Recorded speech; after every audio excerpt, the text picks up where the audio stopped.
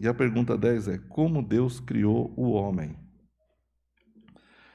E a resposta: Deus criou o homem macho e fêmea, segundo a sua própria imagem, em conhecimento, justiça e santidade, possuindo domínio sobre todas as coisas. Veja que essa pergunta, que foi feita ainda no século XVII, que já era objeto de estudo da teologia desde o início, na verdade, a ideia de homem e mulher, ou macho e fêmea, conforme a versão da Bíblia, é uma coisa que existe desde o momento em que Deus criou o homem. Deus criou Adão e Deus criou Eva.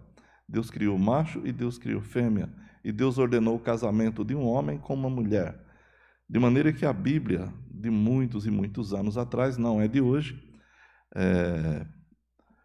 estabelece essa doutrina. Deus criou o homem, ou Deus criou o ser humano, homem e mulher, macho e fêmea. O que ultrapassar disso é erro, é pecado, é coisa que não se concatena com a natureza humana, apesar das ideologias de hoje, que na verdade não passam de narrativas e não têm o menor cunho científico, apesar de ser tomada a ciência como fundo para tudo isso, não é? Todas as coisas que se quer hoje estabelecer como muito sábias, né? Tipo ideologia de gênero, a ciência diz. A ciência não diz isso e tampouco prova isso.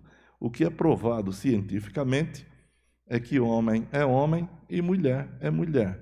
E o que passa disso é pecado. Há homens e há mulheres que optaram por, contra a natureza, terem uma outra concepção sexual a respeito de si mesmo, ou genérica, ou de gênero. Mas isso não é científico. O indivíduo não é o que tem na cabeça dele, ele é o que ele é. Tanto que a mulher nasce com ovários, nasce com genitálias diferentes da do homem, e tem sentimentos diferentes, tem um corpo diferente. A mulher é diferente, sim, do homem, o homem é diferente da mulher, órgãos que tem no corpo masculino não tem no corpo feminino, e vice-versa, de maneira não é porque o indivíduo se acha mulher, que ele é mulher, ou uma mulher se acha homem, que ela é homem. Não, ela é mulher porque ela nasceu mulher, o indivíduo é homem porque nasceu homem. Foi assim que Deus criou. E ultrapassar isso, como eu disse antes, é apenas uma rebeldia contra Deus, é uma forma de pecado. E Paulo fala disso em Romanos capítulo 1. Diz que como os indivíduos não tiveram prazer em conhecer a Deus, Deus os entregou a sentimentos ruins para que se desonrem entre si, de maneira que a mulher deixa o uso natural da mulher, bem como o homem, e se entregam à luxúria. Mas isso não é científico, isso é pecado, apenas isso. Deus criou o homem, ou Deus criou o ser humano, homem e mulher. E é assim que tem que ser. Em Gênesis 1:27 está escrito isso. Gênesis 1:27 diz a palavra de Deus assim: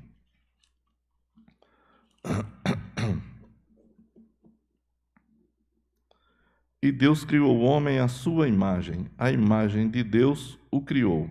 O homem e mulher os criou. Foi assim. E a Bíblia discriminatória, quando fala isso, a igreja discriminatória, quando fala isso, de jeito nenhum. Com respeito à salvação, que é anunciada a todas as pessoas, a igreja continua anunciando a salvação de Deus a todas as pessoas, indiscriminadamente. Então alguém pergunta, mas e se um gay se converter? Se um gay se converter, ele vai deixar de praticar o pecado da homossexualidade. Como se um adúltero se converter, ele vai deixar de ser adúltero, porque o Espírito Santo vai trabalhar nele, e ele deixará os pecados. Não importa que tipo de pecado a pessoa pratique habitualmente, quando o indivíduo é convertido, é nascido de novo, ele é transformado. Daí então ele vai atingir os fins para os quais Deus o criou. Não há discriminação nenhuma na igreja em pensar. Na verdade, essas teorias que existem hoje, elas são discriminatórias, porque nos discriminam. Quer dizer, eles podem dizer o que pensam e é verdade. Nós não podemos dizer o que pensa, porque nós somos retrógrados. Quem disse isso? E quem disse que o homossexualismo é coisa nova na Terra? Muita gente prega que o homossexualismo é coisa da modernidade. O homem, a mulher, o ser humano se libertou e agora ele pode ser o que bem entende. Você está completamente errado. Vai estudar, vai estudar. É o meu conselho. E você vai ver que a sociedade grega que viveu antes de Cristo era essencialmente homossexual. Os romanos seguiram em muitas partes também isso. Então, não é de hoje. E se você estudar mais para trás ainda, antes da cultura grega se espalhar pelo mundo, você vai perceber que esta era uma prática comum quando Israel, por exemplo, chegou em Canaã. Havia isso de muitos anos. O homossexualismo é um pecado tão velho quanto qualquer outro pecado. Então, não há discriminação na igreja, na Bíblia, nos pastores, em que quer que seja. Nós pregamos o Evangelho indiscriminadamente a todas as pessoas. E nós cremos que qualquer pessoa a quem Deus chama, nasce de novo e abandona os seus pecados. Nós pregamos o Evangelho para que as pessoas abandonem suas práticas pecaminosas. Não importa ou não importam quais sejam essas práticas, homossexualismo, ou adultério, ou fornicação, ou roubo, furto, o que for. Nós pregamos o evangelho a todas as pessoas. Este que vos fala já pregou durante muitos anos no presídio. Não que eu estivesse preso, mas eu ia lá todos os domingos pregar a palavra de Deus aos presos, porque eu não discrimino, o Evangelho não discrimina. E nós testemunhamos que muitos presos ouviram a palavra de Deus e alguns voltaram a delinquir quando saíram do presídio. No entanto, alguns outros foram transformados pela palavra de Deus e deixaram aquela sua vida pecaminosa e se dedicaram completamente ao Senhor. Então, nós temos esses testemunhos. Como também sobre qualquer área da vida humana, nós somos testemunhas de que Deus transforma pessoas. Mas não venham me dizer que o homossexualismo é coisa da modernidade, que o indivíduo se libertou e agora ele pode ser o que bem entender. Não. O homossexualismo é tão velho quanto a humanidade. Não é coisa de hoje. E a Bíblia, já desde o início, quando Deus cria o homem, quando Deus cria o ser humano, a raça humana, cria homem e mulher. A extrapolação disso, a Bíblia chama de pecado, e é pecado. E o indivíduo que pratica isso deve se arrepender, crer em Jesus Cristo, para que obtenha salvação e viva a vida que o Senhor tem para ele. Muito bem, a primeira pergunta que diz como Deus criou o homem, Deus criou o homem, macho e fêmea, segundo a sua própria imagem, em conhecimento, justiça e santidade, possuindo domínio sobre as criaturas. Citando Colossenses 3,10, por exemplo, quando o indivíduo nasce de novo, é uma forma de se voltar ao que Deus o havia criado.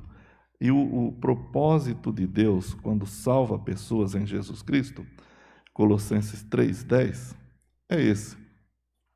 E vos revistais do novo homem, que segundo Deus, que se renova para o pleno conhecimento, segundo a imagem daquele que o criou. Vejam só, quando o indivíduo é convertido, ele se reveste do novo homem que se renova para o pleno conhecimento segundo a imagem daquele que o criou. E Deus criou o homem, e Deus criou o ser humano, homem e mulher. Efésios 4:24 vai, de alguma forma, repetir essa ideia. A vos revestir do novo homem, criado segundo Deus em verdadeira justiça e santidade. E Gênesis 1:28. Então Deus os abençoou e lhes disse: frutificai e multiplicai-vos, enchei a terra e sujeitai-a, dominai sobre os peixes do mar, sobre as aves do céu e sobre todos os animais que rastejam sobre a terra. Deus criou a raça humana, macho e fêmea, e criou tudo isso para a glória dele, de acordo com a sua própria imagem.